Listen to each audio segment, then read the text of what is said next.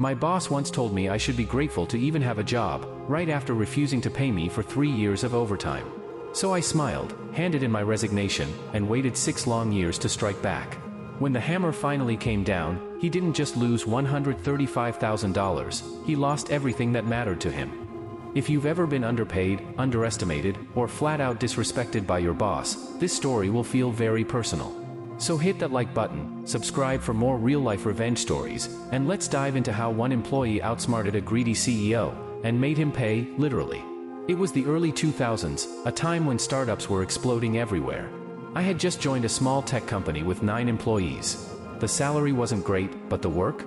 It was challenging, creative, and full of promise. When I signed on, we agreed, no paid overtime, a salary review in 3 months, and yearly evaluations afterward. Nothing unusual. I figured the real reward would come from the skills I'd gain and the future opportunities one could build. I worked day and night, 12, sometimes 14 hours a day. Weekends blurred into weekdays. But I didn't mind. I was building something exciting. At least, that's what I told myself. Fast forward 3 years. We had 10 solid clients, money rolling in, and more businesses lining up to trial our services. I wasn't just a cog in the machine, I'd become essential.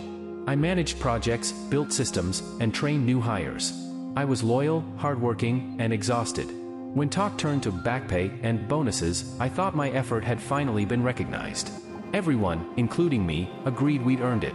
The company emails even mentioned compensating for unpaid overtime, around $50,000 in my case. So when they said, "We'll handle it soon," I believed them. Big mistake. Weeks turned into months.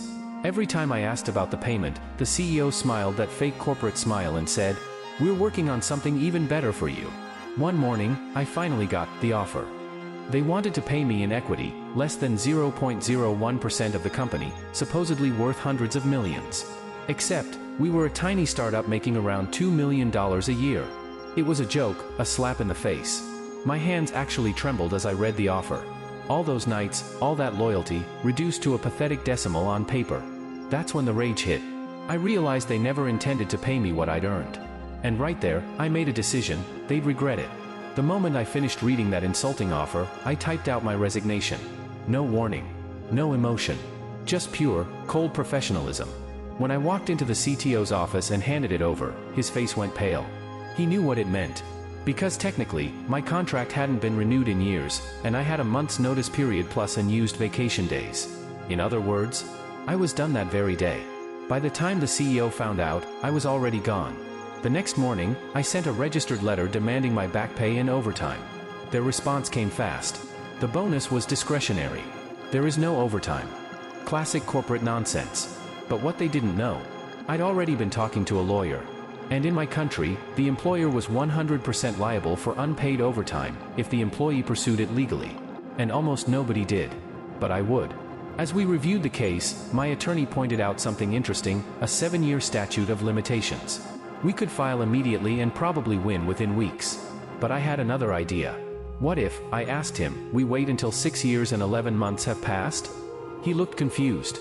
Why? I smiled. Because the law said unpaid wages were due at 9% above the base rate, compounded daily. That's around 12.5% interest, every single day, for years. If I waited, that $50,000 would grow. Sure, there was a risk the company might fold. But deep down, I knew they'd survive, and I wanted them to. Because when I finally came knocking, I wanted it to hurt. Years passed. I moved on to better jobs, built my career, and honestly forgot about them for a while. The company, meanwhile, was thriving. Their CEO was bragging in interviews, showing off his new Mercedes, talking about team loyalty and building together. It was almost poetic. Then, as the 7th year approached, I decided it was time. My attorney filed the case. We had everything: company emails, registered letters, documented refusals. We calculated the total, principal plus interest, and even discovered extra penalties for every unpaid overtime instruction. The total demand? $135,000. When the CEO got served, he called me immediately. The man who used to smirk and patronize me was now screaming down the phone. "You ungrateful little..." I let him rant, calmly recording every word. He threatened, insulted, and cursed.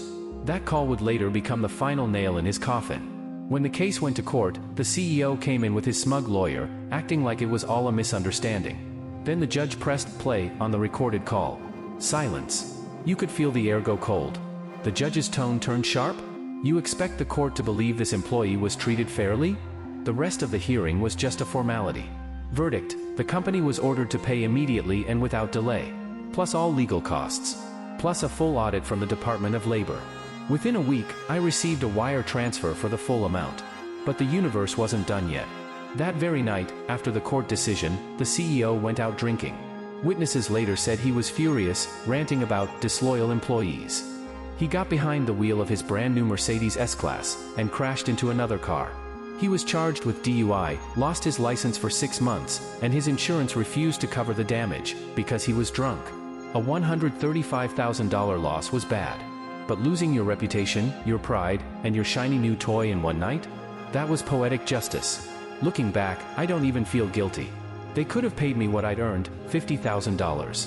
Instead, their arrogance turned it into $135,000 and public humiliation. Sometimes, revenge isn't about anger. It's about balance. If this story gave you chills, or made you wish you could have seen that CEO's face, hit that like button. Tell me in the comments, what's the most satisfying revenge you've ever seen? And don't forget to subscribe, because I've got more true stories where karma shows up right on time.